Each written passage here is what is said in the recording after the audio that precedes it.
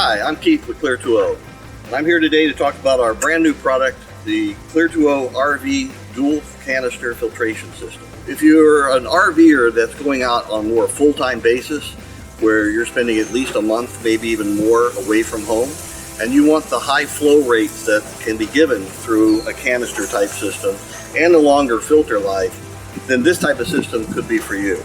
We add oil-filled pressure gauges to our product simply because we want to be able to see what's going on visually inside each canister. They're oil-filled, so that makes it for better travel down the road with vibrations, etc., for longer last.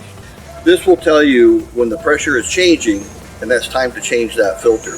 We mount all of this in a powder-coated stand that's designed actually to go outside, but can easily be mounted inside if you have the room.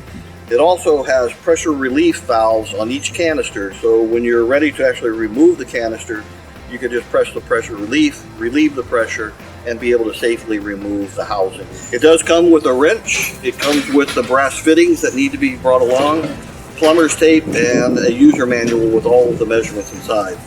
Now on the actual brass fittings, these are actually garden hose fittings.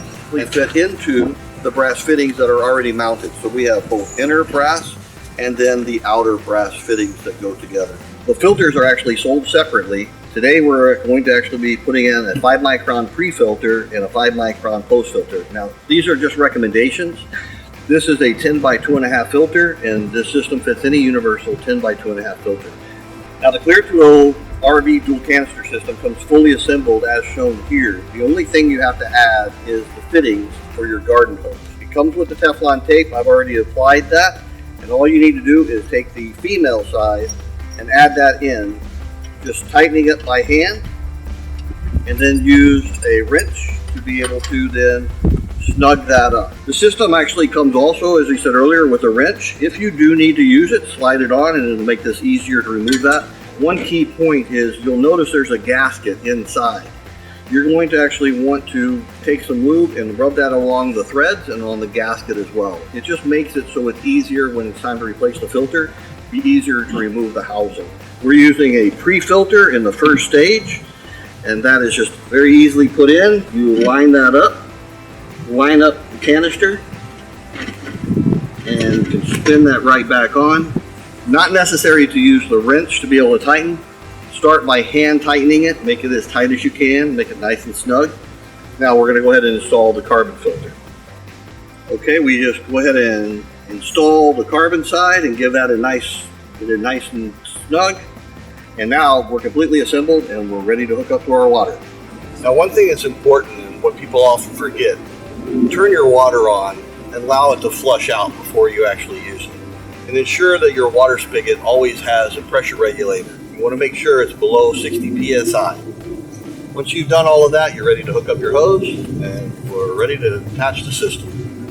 Before you turn the water on, go ahead and hook up the inlet side and get it nice and snug and tight for no leaks, and we'll go ahead and hook up the other side.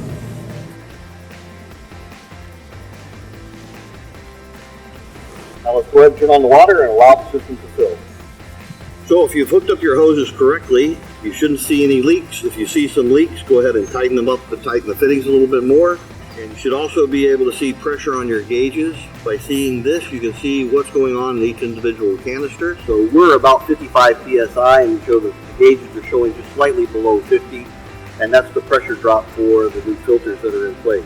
When you see that pressure change over time, then you'll know which filter is the one you actually need to change, or both. And when you've done all of this, you're now ready to clear the line. So go ahead and have someone turn on the water inside your RV, and you'll see a pressure drop actually occur, and then allow that water to run clear. It takes a couple minutes and it'll run clear. Once it does, you go ahead and turn that off and you're ready to go.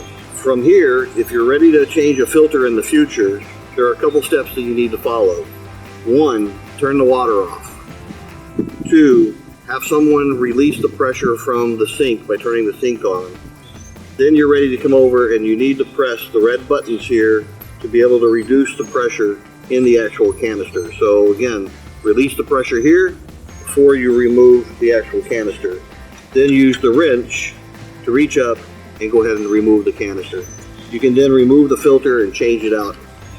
So when you're ready to go, just disconnect everything Just store it away and off to your next adventure.